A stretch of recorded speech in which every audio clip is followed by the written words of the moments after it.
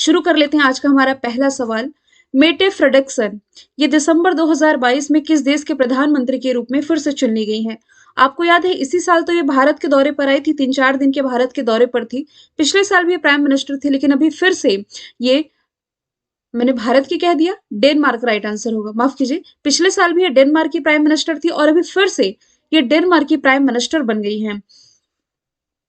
ये एक डेनिश राजनीतिज्ञ है जो कि 2019 से डेनमार्क की प्रधानमंत्री है। डेनिश के यानी कि डेनमार्क के इतिहास में सबसे कम उम्र की ये प्रधानमंत्री बनी है। डेनमार्क की लोकेशन दे दी आप देखेंगे ना, तो यूरोप के नक्शे में ये है डेनमार्क, जो कि एक स्कैंडिनेवियाई देश है।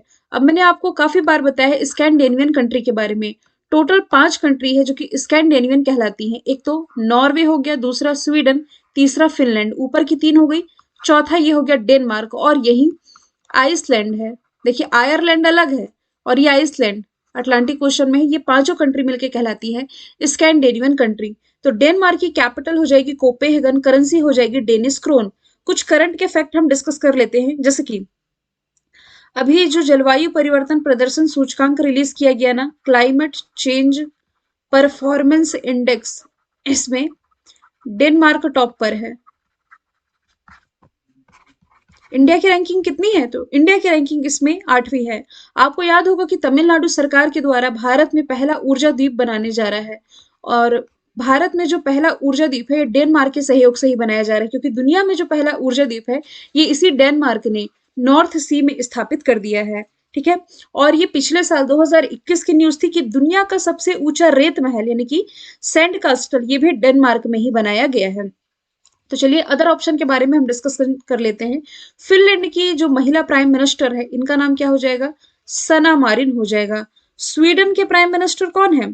स्वीडन की आपको याद होगा कि यहाँ की फर्स्ट फीमेल प्राइम मिनिस्टर अभी कुछ समय पहले ही बनाई गई थी। ये मैगडेनला मैगडेलेना एंडरसन कहाँ की हो जाएगी? स्वीडन की। और अभी ये 2 महीने 1.5 महीने हुए लगभग इस न्यूज को। अच्छा नवंबर में ही तो पढ़ा है मैंने, मतलब पिछले महीने की न्यूज है। यहाँ की फर्स्ट फीमेल प्रेसिडेंट, यहाँ मैं प्राइम मिनिस्टर शब्द इस्तेमाल नहीं कर रही हूँ, फर्स्ट फीमेल प्रेसिडेंट स्लोवेनिया की कौन बनी है? तो ये नताशा पिर्क मूसर ये बनी है। देखो मैंने आपको डेनमार्क की भी लोकेशन दिखा दी, फिनलैंड की भी, स्वीडन की। स्लोवेनिया कहाँ है? तो स्लोवेनिया भी यूरोप के मैप में है। कहाँ है इसकी लोकेशन? ये आप देख सकते हैं, ये है स्लोवेनिया। स्लोवाकिया अलग है, दोनों में कंफ्यूज नहीं हो जाइएगा। स्लोवेनिया और स्लोवाकिया दोनों अलग अलग कंट्रीज हैं। ठीक है।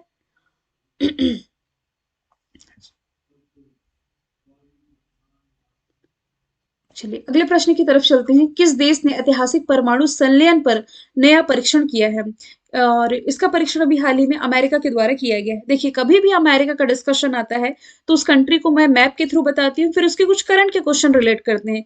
लेकिन आज हम यहाँ करंट के क्वेश्चन अमेरिका से रिलेट नहीं करेंगे, क्योंकि ये जो परमाणु संलयन वाला ये परीक्षण किया गया अपने आप में ही एक टॉपिक है। लेकिन मैं इस क्वेश्चन को मतलब शॉर्ट में आप लोगों को बता देती हूँ कि क्या कैसे परीक्षण किया गया, क्यों चर्चा में आया है, ये सारी चीजें। ठीक है। देखिए अमेरिका के अंदर जो न्यूक्लियर साइंटिस्ट हैं उन्होंने एक प्रेस कॉन्फ्रेंस के जरिए मतलब ये घोषणा की है, जिसमें इन्होंने ये बताया है कि न्यूक्लियर फिजन यानी कि परमाणु संलयन, जिसके ऊपर पिछले 50 सालों से अमेरिका समेत दुनिया के अलग अलग कंट्रीज के जो साइंटिस्ट हैं इस पर काम कर रहे थे, है ना, कि इस न्यूक्लियर फ्यूजन से किस तरह से क्लीन एनर्जी जनरेट की जा सकती है। और 50 सालों से तकरीबन साइंटिस्ट इस पर वर्क कर रहे थे, लेकिन क्या था कि इसमें सफलता नहीं मिल पा रही थी। लेकिन ये ऐतिहासिक उपलब्धि अभी हाल ही मिल गई है अमेरिका के साइंटिस्ट को, जिससे कि न्यूक्लियर फिजन के माध्यम से यानी कि परमाणु संलयन के माध्यम से एनर्जी जनरेट की जा सकेगी। अब परमाणु संलयन के माध्यम से एनर्जी जनरेट होगी तो अभी तक कैसे हो रही थी, ये भी तो सवाल आता है। देखिए अभी तक जो ट्रेडिशनल प्रोसेस ही हम फॉलो कर रहे थे, मतलब कि अभी तक के प्रोसेस में यूरेनियम का इस्तेमाल करते थे और उसके जो छोटे छोटे कण उसे ब्रेक करके एनर्जी जनरेट करते थे। तो ऐसे में क्या होता था कि हमें बहुत हद तक क्लीन एनर्जी मिल जाती थी, लेकिन इसके काफी सारे ड्रॉबैक थे। वो कैसे? इससे क्या होता था कि बहुत सारे न्यूक्लियर वेस्ट, जिसे आप रेडिएशन कह सकते हैं, तो ये जब फैल जाते थे तो एनवायरमेंट के लिए खतरा पैदा करते थे। इसे ठिकाने लगाने में पसीने छूट जाते थे। और साथ ही ये न्यूक्लियर का मतलब इसका जो कचरा या आप कह ले वेस्टेज, हटाना मुश्किल था ही, साथ ही न्यूक्लियर रिएक्टर में जो हादसा हो जाता था, जैसे हम कुछ कंट्रीज़ में पढ़ते हैं, जैसे जापान में हो गया और 1-2 कंट्रीज़ में अभी न्यूज़ भी आई थी। तो ऐसे में क्या होता है कि यदि हादसा हो जाता है, तो बहुत लोगों की इसमें जान भी चली जाती है और रेडिएशन फैलने का खतरा भी रहता है। और फिर उससे होगा क्या, जब घटना हो गई तो उस एरिया में लगभग 20-30 सालों तक ज़िंदगी ही खत्म आप कह सकते हैं, कुछ इस तरह का होता है। तो अभी अमेरिका ने ये जो परीक्षण किया है परमाणु संलयन के माध्यम से। अच्छा, परमाणु संलयन बेसिक आप लोगों ने स्कूल में भी पढ़ा होगा कि जो 2 छोटे-छोटे नाभिक होते हैं ना, इन्हें जोड़कर छोटे-छोटे नाभिकों से मिलकर के जो बड़ा नाभिक तैयार होता है, इसे ही हम परमाणु संलयन की प्रक्रिया कहते हैं। और क्या बताया मैंने? हाँ, अमेरिका ने ये उपलब्धि हासिल कर ली है, जिसमें कि होगा क्या? इसमें रेडिएशन फैलने का खतरा कम होगा, मतलब नहीं होगा, नुकसान ना के बराबर आप कह सकते हैं।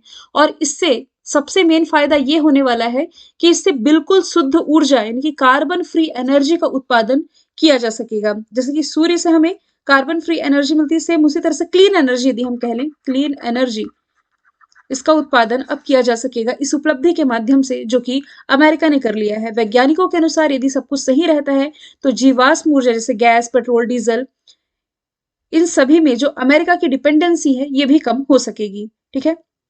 वैसे जलवायु परिवर्तन के खिलाफ जो दुनिया के काफ़ी सारे देश लड़ाई लड़ रहे हैं, तो उसमें भी काफ़ी हद तक इसमें हेल्प मिल सकेगी। तो अमेरिका की ये है लोकेशन, बेसिक चीज़ें आपको मालूम है, capital Washington DC, currency US dollar, president Joe Biden, vice president Kamala Harris. अगला प्रश्न है, किस देश ने दुनिया में पहली बार सेटकॉम स्पेक्ट्रम इसकी नीलामी करने की घोषणा की है? अच्छा, आप लोगों ने 2 टर्म पढ़े होंगे, एक टेलीकॉम तो पढ़ते ही रहते हैं, इसके बारे में बताने की जरूरत नहीं है। अब दूसरा है सेटकॉम। इसके बारे में भी वैसे 1 साल से ये न्यूज़ चर्चे में है, ज़्यादा ही हो गया, तो ये भी थोड़ा बहुत आप लोगों को मालूम ही होगा। सेटकॉम कहने का मतलब है, देखिए सेटकॉम आप ये कह सकते हैं सैटेलाइट कम्युनिकेशन, मैं यहाँ लिख देती हूँ, सैटेलाइट कम्युनिकेशन। स्टारलिंक परियोजना का यदि मैं डिस्कशन करूं तो आपको शायद कुछ याद आ जाए। याद है स्टारलिंक परियोजना किसकी? एलन मस्क की, जिसमें सैटेलाइट के माध्यम से इंटरनेट प्रसारित करने का लक्ष्य रखा गया था।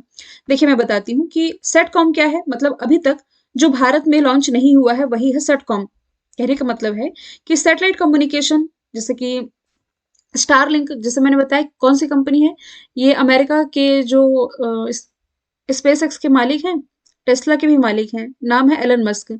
तो इसकी जो कंपनी है, मतलब इनकी जो कंपनी है स्टारलिंक, ये आने वाले टाइम में भारत में सैटेलाइट ब्रॉडबैंड ये प्रोवाइड करने वाली है। अभी सैटेलाइट ब्रॉडबैंड क्या होता है, नाम तो सुना ही होगा आप लोगों ने। फॉर एग्जांपल मैं आपको आसान भाषा में बता देती हूँ, जैसे आपके घर के अंदर डीटीएच कनेक्शन है, तो जो छत पर एंटीना लगा होता है ना, वो डायरेक्ट सैटेलाइट से कनेक्ट होता है और वो तार की मदद से आपकी टीवी पर सिग्नल आते हैं।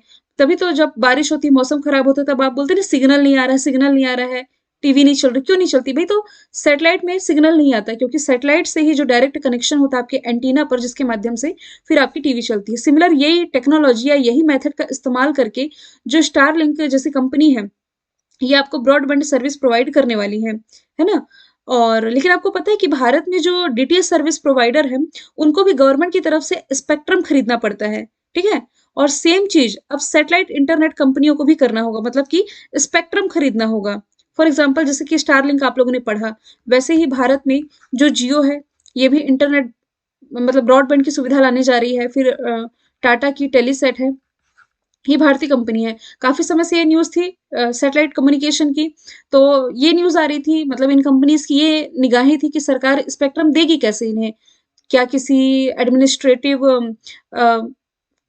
माध्यम से देगी? एडमिनिस्ट्रेटिव मतलब कोई प्रशासनिक अपना ऑफ़िस बना कर के, या प्रशासनिक अपना, क्या मैं एक शब्द इस्तेमाल यदि करूँ, अम हाँ, एडमिनिस्ट्रेटिव तरीके से देगी या नीलामी करेगी? बस मुझे नीलामी शब्द बोलना था कि नीलामी अब होने जा रहा है भारत में सैटेलाइट या सेटकॉम स्पेक्ट्रम की नीलामी इसमें होने वाली है। अब देखो नीलामी में होता क्या आपको मालूम है कि बोली लगाई जाती है। ऑब्वियस है कि जो ज़्यादा बोली लगाएगा उसे ही मिलेगा, है ना?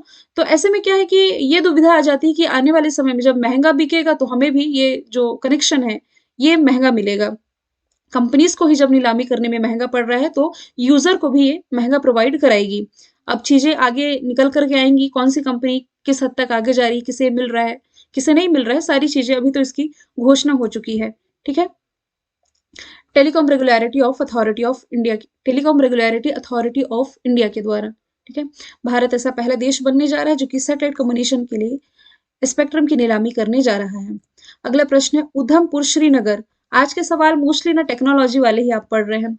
उधमपुर, शॉर्ट में लिख देती हूँ, उधमपुर श्रीनगर बारामूला रेल लिंक परियोजना, इस पर बनाई गई भारत की सबसे लंबी एस्केप टनल की लंबाई कितनी है? तो ये न्यूज चर्चे में थी।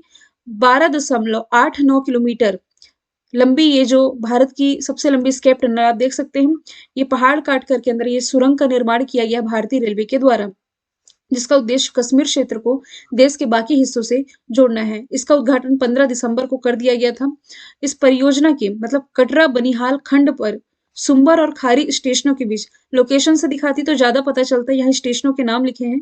तो इस टनल के माध्यम से ये उपलब्धि हासिल की जा रही है। टनल की लंबाई आपको एग्जैक्ट याद रखनी है क्योंकि एग्जाम का पार्ट बनती है। ये भारत की सबसे लंबी एस्केप टनल है। अच्छा, 15 दिसंबर को उद्घाटन किया गया है। लंबाई कितनी है? डेट नहीं पूछी जाएगी, लंबाई जरूर याद रख लेना क्योंकि एक अटल टनल की लंबाई ना एग्जाम का पार्ट बन चुकी है, इसलिए ये भी याद रखना आप लोगों को। अब ऑप्शन में ना जो आपको लंबाइयां दिख रही है, मैंने जानबूझ के ऐसा ऑप्शन रखा ताकि मैं कुछ सुरंग की लंबाइयां आप लोगों को याद करवा सकूं। वैसे आपको याद है 2019 के आसपास की ये न्यूज थी कि देश की जो सबसे लंबी सुरंग है चेनानी नासरी सुरंग, उसका नाम रखा गया था जम्मू कश्मीर में जो है। बाद में इसका नाम बदल करके श्यामा प्रसाद मुखर्जी सुरंग रखा गया। तो इसकी लंबाई कितनी थी? लंबाई थी 9.28 किलोमीटर। फिर अटल टनल आप लोगों ने पढ़ा होगा, हिमाचल प्रदेश वाले क्षेत्र में अटल टनल। ये ना भारत की सबसे लंबी हाईवे टनल है, सबसे लंबी राजमार्ग सुरंग। इसकी लंबाई थी 9.02 किलोमीटर। ठीक है, अच्छा ये श्यामा प्रसाद मुखर्जी टनल से ये भी याद रख लेना, ये NH44 पर बनाया गया था क्योंकि ये भी पूछा गया था। अब ये 4.25 इसे आप कहाँ रिलेट करेंगे? देखिए, अब 2025 तक ना हिमाचल प्रदेश में ही दुनिया की सबसे ऊंची टनल बनने जा रही है जिसकी लंबाई होगी 4.25 किलोमीटर। अगला प्रश्न, कौन सी कंपनी FIH यानी कि international hockey federation Odisha hockey पुरुष विश्व कप 2023 की आधिकारिक भागीदार बना है? तो इसमें से जो टाटा स्टील है, ये हॉकी मेंस वर्ल्ड कप जो कि ओडिशा होस्ट कर रहा है, इसके लिए आधिकारिक भागीदार बनने के लिए समझौता ज्ञापन पर हस्ताक्षर किए हैं। फेडरेशन इंटरनेशनल हॉकी फेडरेशन स्थापना 1924, हेडक्वार्टर लॉजन स्विट्जरलैंड में, रिसेंटली इसके अध्यक्ष तैयब इकराम बन गए हैं। बायजू भारत की एडटेक कंपनी है। इसके ब्रांड एम्बेसडर तो वैसे नीरज चोपड़ा है, लेकिन इसकी जो पहल थी रिसेंटली एजुकेशन फॉर ऑल, इसके ब्रांड एम्बेसडर कौन बनाए गए हैं? अर्जेंटीना के star footballer Lionel Messi. Adani group के द्वारा जैसलमेर जो कि कहाँ स्थित है? राजस्थान में, यहाँ भारत का पहला हाइब्रिड यानी कि विंड सोलर प्लांट स्थापित होने जा रहा है। रिलायंस इंडस्ट्रीज लिमिटेड के द्वारा तमिलनाडु की राजधानी जो कि है चेन्नई, यहाँ भारत का पहला मल्टी मॉडल लॉजिस्टिक पार्क 2025 तक बनकर के कंप्लीट हो जाएगा। भारत को फ्रांस से कुल कितने राफेल विमान प्राप्त हुए हैं? वैसे आपको ये मालूम है कि भारत और फ्रांस के बीच में टोटल 36 राफेल विमान को लेकर के डील थी। अब ये क्वेश्चन मैंने इसलिए ऐड किया है क्योंकि फ्रांस से आने वाली जो आखिरी खेप थी राफेल विमान की 36वीं खेप, ये पूरी डिलीवरी पूरी हो चुकी है। 4 साल पहले भारत सरकार ने फ्रांस से लगभग 59,000 करोड़ रुपए में टोटल 36 राफेल खरीदने का ये जो सौदा था ये किया था। राफेल विमान की क्या खास बात है कि 1 मिनट में 60,000 फीट तक की ऊंचाई तक की उड़ान भर सकते हैं। ईंधन क्षमता इसकी करीब 17,000 किलोग्राम है। राफेल विमान की मारक क्षमता जो की है 3700 किलोमीटर तक की, स्काल्प की रेंज है 300 किलोमीटर तक की। ये एक बार में अपने साथ लगभग 25,000 किलोग्राम तक वजन ले जा सकता है और अतिरिक्त 60 घंटे की भी उड़ान भर सकता है। इसके जो लड़ाकू विमान है इनकी गति है 2223 किलोमीटर प्रति घंटे। फ्रांस की लोकेशन आप यूरोप के मैप में देख सकते हो। इसकी capital Paris, currency euro. International solar alliance का ये सह अध्यक्ष तो भारत ही है और समर ओलंपिक जो 2024 में होगा इसकी भी मेजबानी फ्रांस करने जा रहा है। अगला प्रश्न है, किस राज्य के गमोचा को जीआई टैग मिला है? जिसे हम गमछा बोलते हैं, वैसे गमोचा एक शब्द है जो कि है असम का। असम के गमोचा को जीआई टैग मिल गया है। आमतौर पर या बोलचाल की भाषा में इसे तौलिया या गमछा बोलते हैं हम लोग, है ना। तो हाथ से बना हुआ एक आयताकार सूती का कपड़ा है जिसमें लाल बॉर्डर और विभिन्न तरह के डिजाइन आप देख पा रहे हैं। ठीक है, तो यहाँ किसी भी तरह का यह सामाजिक या धार्मिक अनुष्ठान होता है ना, तो असमिया पहचान को ये दिखाता है। और विशिष्ट उद्देश्यों के लिए पारंपरिक असमिया पैट, रेशम जैसी महंगी सामग्री और विभिन्न रंगों में भी ये बनाया जाता है। वैसे ये जीआई टैग का सवाल है, तो बस इतना याद रखो, गमछा है, खास बात इसकी ये है, जो कि असम से रिलेटेड हो जाएगा। असम की राजधानी हो जाएगी दिशपुर, मुख्यमंत्री हेमंता बिस्वा शर्मा हो जाएंगे, राज्यपाल हो जाएंगे जगदीश मुखू, मुखू नहीं मुखी, माफ कीजिएगा। जो वो भारत में ना सबसे लंबी अम, क्रूज सर्विस चलने जा रही है, बनारस से लेकर के ये डिब्रूगढ़ के बीच चलाई जाएगी, तो ये असम में स्थित हो जाएगा। ठीक है। बिहार का कोई प्रोडक्ट आप रिलेट करें तो वैसे देखिए, शाही लीची है, जर्दालू आम है, मगही पान है, कतरनी चावल है, लेकिन रिसेंटली मिथिला मखाना को जीआई टैग मिला है। वैसे ही मध्य प्रदेश में एक चिन्नौर चावल बालाघाट जिले से संबंधित है, इसे जीआई टैग मिला है। जम्मू कश्मीर का ये प्रोडक्ट एग्जाम का पार्ट बन चुका है, विलो क्रिकेट बैट, इसे जीआई टैग मिला। इसके अलावा गुच्छी मशरूम, जो कि 36,000 किलोग्राम प्रति किलोग्राम में बिकती है, ये भी जम्मू कश्मीर से आप रिलेट कर सकते हो। अगला प्रश्न है, 2022 में दुनिया का सबसे चर्चित खिलाड़ी कौन बना है? तो माफ कीजिएगा, नीरज चोपड़ा, भारत के जो नीरज चोपड़ा है, ये 2022 में दुनिया में सबसे चर्चित एथलीट बनकर के उभरे हैं।